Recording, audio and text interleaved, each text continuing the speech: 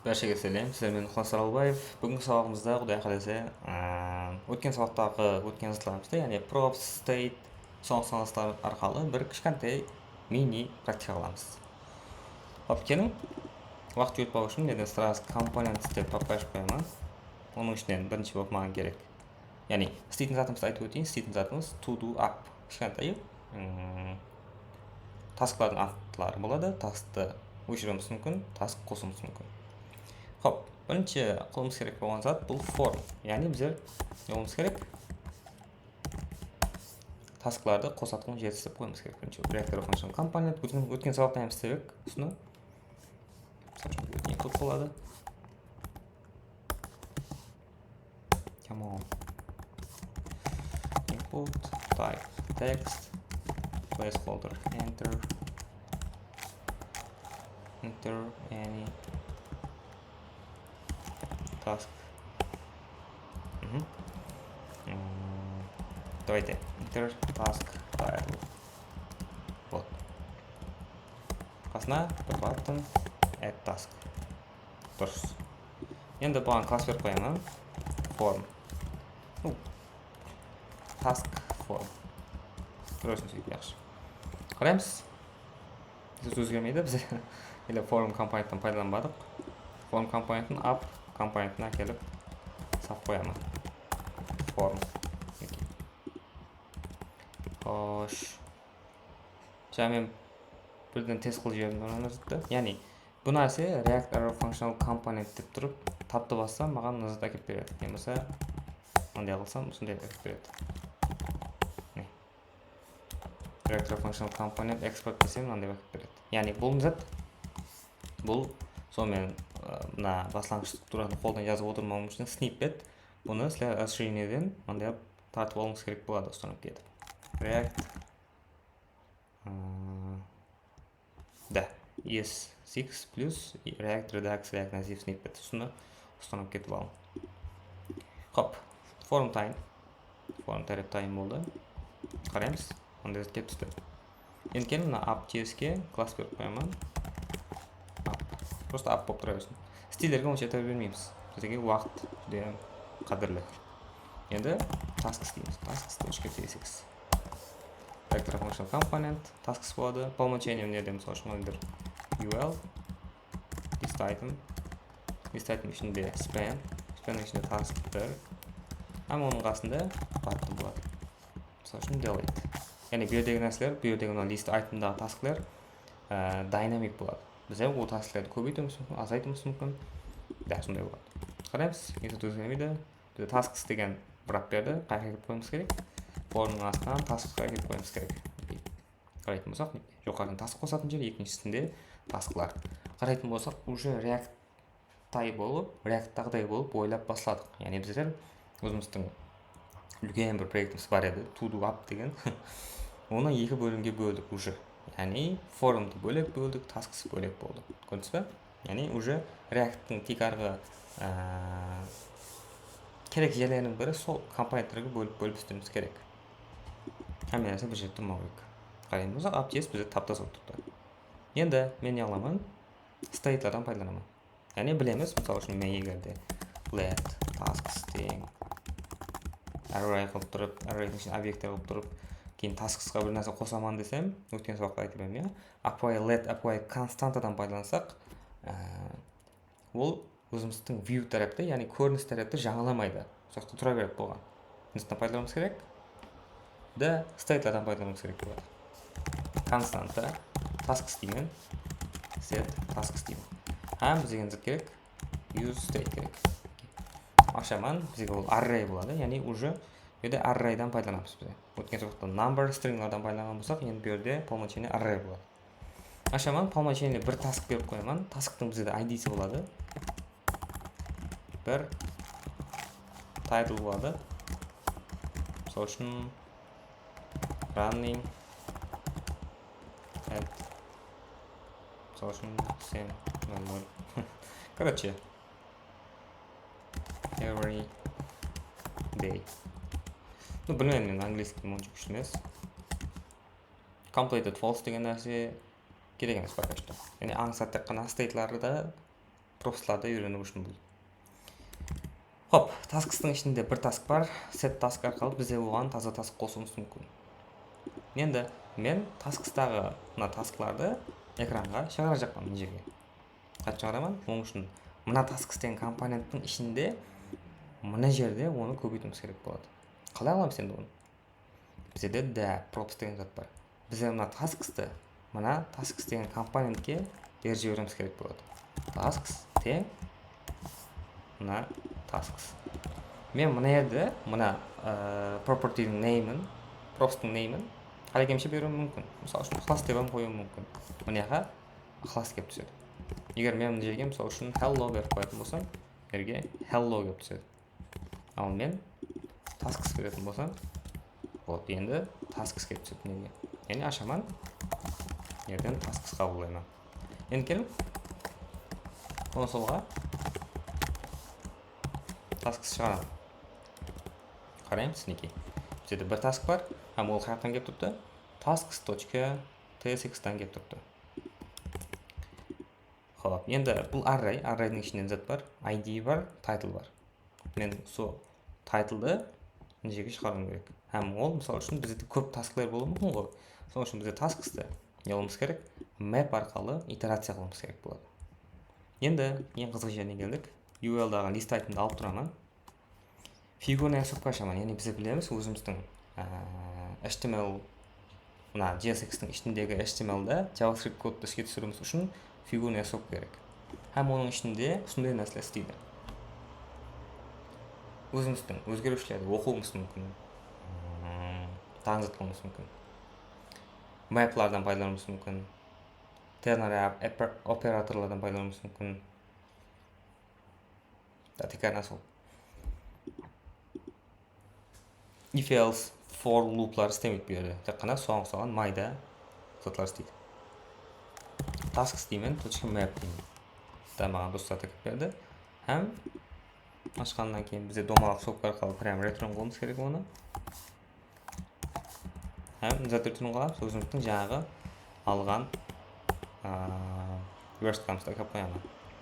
Task 1-дің орнына зат қоямын. Task кем көрде item болсын. Item.title болады. Title не үшін title? Себебі не қойып мен title беріп қойған.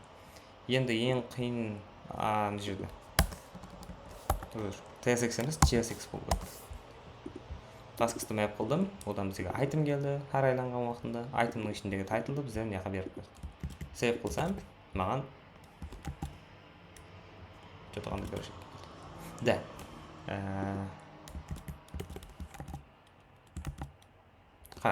Волники. Running at 7 o'clock every day. Яғни өзіміздің неғып кетті tasklарды, мына tasklарды. Tasks-қа беріп жердік, һәм tasks-тың ішінен тұрып, оны итерация қылып атырмыз. Енді қараң, консольға қарайтын болсақ, warning, each child in a list should have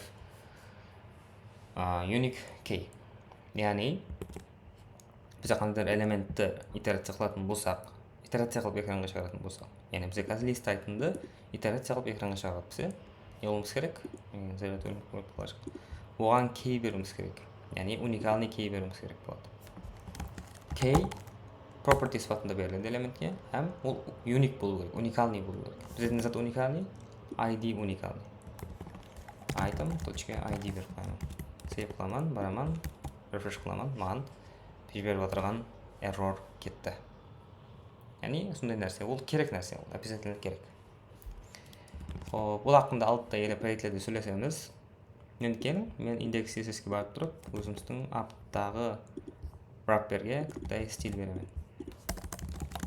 Сосын width'ымыз 400 пиксель, border radius 12 пиксель, pad деймін, сосын 12 пиксель, 10 пиксель болсыншы. Box shadow 0, 4 пиксель, 12 пиксель, RGBA 0.1. Мысалы үшін margin жоғары мен төменге 100 пиксель, шекпені оңға auto болсын дейміз.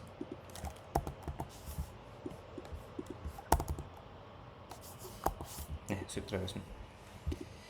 Хоп, енді app.js-дің ішінде форум бар. Форумға task forum деп класс беріп қойған екен мен. Display flex items stretch gap 4 пиксель. Енді оның ішінде не бар? Input бар. Inputқа width-іңіз 100%, padding. Жоғары мен төмен 8 пиксель, шекпен 12 пиксель. Border осындай. Да. Тағы не? Менше болды. Енді оның қасында input бар, Inputқа можете стиль береміз қазір. Button деген. Да. И мысалы үшін width-іңіз 100 пиксель болу керек минимум. Сол, четкий. Вообще четкий. Енді келің button-ымызға hover болған уақытында оның color өзгерсін. Енді бұны GitHub Compile жазып беріп жатыр, просто так. Енді стильдерге онша тоқталып отырмаймыз, сіздерде стильдеріңіз версткаңыз нормально деп ойлаймын. Осы YouTube'да көп ондай CSS бойынша сабақтар. Мынаны деп көшіруге салсам болады, видеоны пауза қылып. Жақсы, зор. Енді келің өзіміздің task forumға margin bottom 10 пиксель, padding bottom 10 пиксель, border bottom, да, сондай. Бірақ маған border bottom сәл көбілеу темный болып кеткендей болды. Да, все нормально. Четкий. Енді аламыз. Енді өзіміздің task'қа барамын, UL-ға класс беремін, tasks деп, list item-ға класс беремін, class name беремін, task item деп. Енді console log'да тастаймын. App.js емес, index.js-ке барамын. Тез болатқан болуы мүмкін, бірақ үйреніп кетесіз. Яғни қайта-қайта не болуыңыз керек? Видеоны пауза қылып көшіріп жазып, қайтадан естіп, түсініп алуыңыз керек болады. List style none. Бұл меніңше нормально. Task item-ға енді нормальный класс береміз керек. Border bottom меніңше шарт емес. И padding жоғары мен төменге берген шекпен оңға береміз сам шарт емес. Не керек па? Тұра өзіне аш.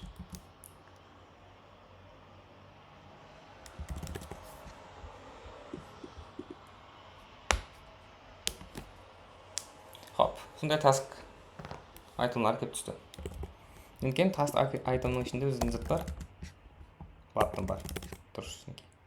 Және бұл delete-ның button болғаннан маған қызыл қылып шығарып берді. GitHub Compile, мысалы ұлма OpenAI шығарып жатқан көпшілік AI-лар күшті болып шығып жатыпты. Көпшілік айтып тұрыпты, AI сіздің жұмысыңызды алып қоямын деп. Яқ, ондай ойларға барман. Жұмысыңызды үйрене берің арқайын. Яғни, сондай жерлерде көмек береді болған. Бұдан жақсы advanced жерлерде көмек беруі мүмкін, бірақ ол жұмысыңды алып қою процесіне елі жете қойған жоқ. Хоп, итерация қылған нәрсені енді стильдеп алдық машина қылып.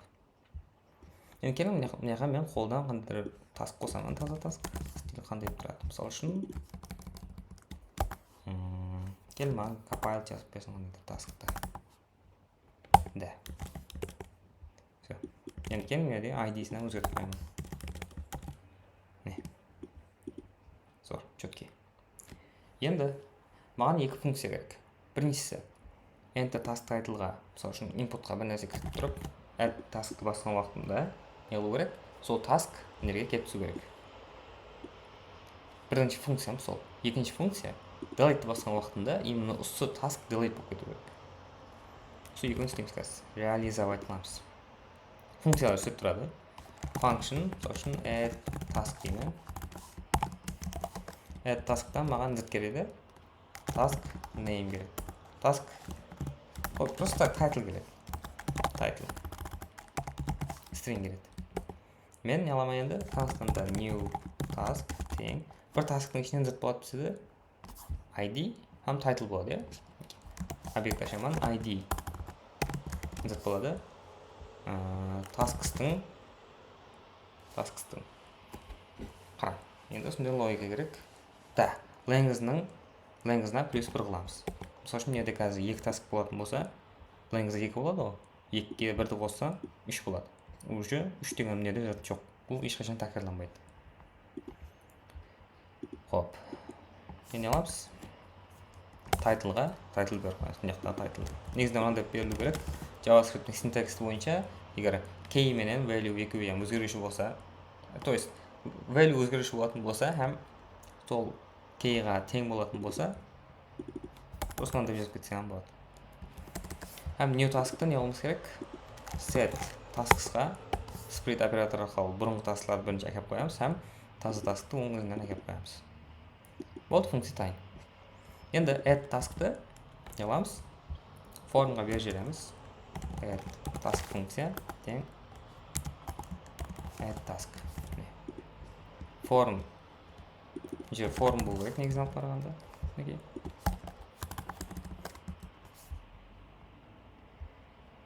Енді function handle submit. Handle submit болған уақытында, енді оны submit болған уақытында handle submit беріп жібереміз. Ол event prevent default береді. Өткен сабақта түсіндірдім. Сайт жаңаланып кетпеу керек. Һәм біз мына input-тағы мәліметті қазір state-ға алып отырмаймыз, прямо беріп жібереміз. Яғни бізге props-тан келіп тұрды. On бізге келіп тұрды. Add task келіп тұрды. Add task. Һәм біздер константа шақырамыз. Add task қыламын. Event target-тың ішіндегі, яғни event.target дегені бұл мына form. Formның ішіндегі 0-ші элемент бұл input. Input-тың value'сын add task-қа беріп жібереміз. Түсініп қоя? Енді мен мынаған required беріп қоймын керек. Енді келеміз add task-қа, мысалы үшін қандайдыр просто hello world деп тұрып add task басамын, маған hello world-ға task келіп түседі. Все, бірінші функция реализациялай етілді. Аңсат негізінен алып барған аңсат қайта-қайта видеоны көріңіз, бір-екі мәрте түсініп аласыз. Яғни add task функциясы тек қана таза task жаратады, һәм оны set tasks-қа салып жібереді жерден кейін. Һәм бұл бұрынғы task-ларды split оператор арқылы әкеліп қойған. Енді кейінгі функциямыз бұл function delete task. Да, дұрыс. Ол ID қабылдайды, һәм бізге set tasks-қа фильтр қылады. Tasks-ты фильтр қылып береді. Item-ның ID-сі, яғни мынадегі ID-лер уникальный ғой бізде. Өшіруіміз керек болған ID менен тең болмау керек. Тең болса, оны өшіріп тастап жатырмыз. Һәм оны set tasks-қа қыламыз. Delete task-ты енді tasks-қа беріп жіберемін. Delete task тең delete task. Tasks-қа барамыз енді. Қасына props-тан бізге delete task деген функция келіп тұрды. Біздер әр сапар list item ішіндегі button delete деген button on click болған уақытында arrow function delete task шақырылады һәм item.id беріп жіберіледі. И бұлан тайм болды. Қараймыз, мысал үшін қандайдыр task. Енді мен example data үшін нормальный затлардан пайдаланып жақсы көремін. Соның үшін let task title тең да. Нормальный task title жауап беремін деп ойлаймын. Капайт. Давайте не один. Окей. Во, learning React.js every day. Learning, тиги. Сыналаман, неге кіремін, басаман, add task қыламан, неге кеп түсті. Delete бассам, ол мені өшіп кетеді. Вообще зор, вообще классно. React-тың бүгін 4-ші сабағы болатын болса, сізге бұл үлкен мотивация болу керек, яғни нормальный нәрсе. Жалпы проектлерде сөтіледі бұл затлар. Хоп, енді бір минусы бізде мысалы үшін басқан уақытымызда мына жер тазаланып кету керек.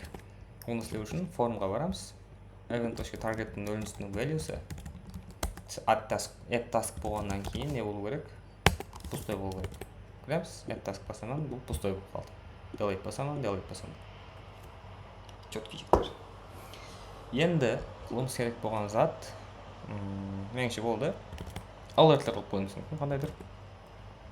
Яғни жақсы сен тастың өшірілді дегендей. Так бұл зат шайтан емес. Просто неге беріп қойсаңыз болады. Егер мен пустой қылып басатын болсам маған required шығарады. Delete басаман. Енді қара. If else ternary операторынан пайдаланып үйретемін сөйде. егер мына тасклар жоқ болатын болса мында шығу керек таскста tasks not exist деген зат шығу керек. Давайте UL-ның ішін ашаман, Q-ның ссылка ашаман. Айтамын. Task, вау. Просто гәп жоқ. Tasks қараң. Tasks.length тең болатын болса 0-ге сұрау қоямын енді бұл жерде ternary оператормен ашаман. И мысалы үшін list itemның ішінде класс беремін error. Error'ымыз info text болсын. ішіне tasks not exist деймін. Қара, ternary'ді білесіз қой, ternary дегені егер мысалы үшін мынадегі шарт орындалатын болса, мынау шығады, яғни қазіргі моментте мысалы үшін tasks-ның length'і 0 болады. Дұрыс жазып қойған ғой. Length 0 болатын болса, мына зат шығады. Ал length 0 болмайтын болса, қосаңғы қойып тұрып, уже зат шығады. Мынадегі зат шығу керек. Сәл ал жазып кеткен болуыңыз мүмкін. Тапсыз тұрсын, экранды тоқтап, то есть видеоны тоқтап тұрып, сөйлем көшіріп алың, мощный қылып. Сонымен нормально кетеді бәрі. Қара, task not exist шықты. Егер мен мысалы үшін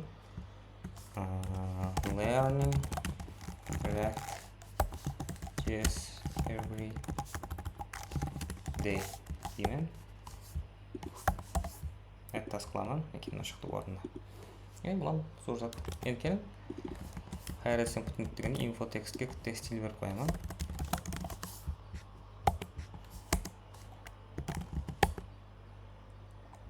Пәдем мысалы үшін 12 пиксель. 0. Border radius 4 пиксель. Background color мындай. Делать басамын, неге? Tasks not exist. Background'ты қатырмадым, братан. Background демо HBA.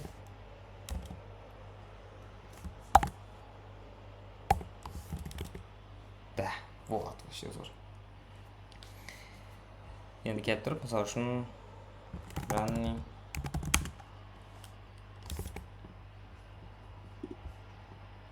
неден қандай task аламыз. ID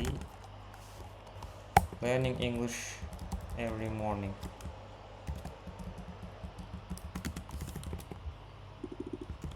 Басаман, келіп түсті. Көшірсем, көшіп кете береді. Так, сондай жігітлер, қызлар, бүгінгі қылымыз керек болғаныңыздарды қылып болдық. Яғни, бүгін осындай кішкентай бір практика қылдық. Кейінгі сабақтарда құдай қаласа бұндан жақсы проектлер істеп көре береміз. Сіздермен бірге болған Ықылас Аралбаев. Видеоға лайк басың, қандай да бір зат жазып кеттің комментарияға. Көңіліңізден шыққан. Кейінгі сабақтарда көріскенше.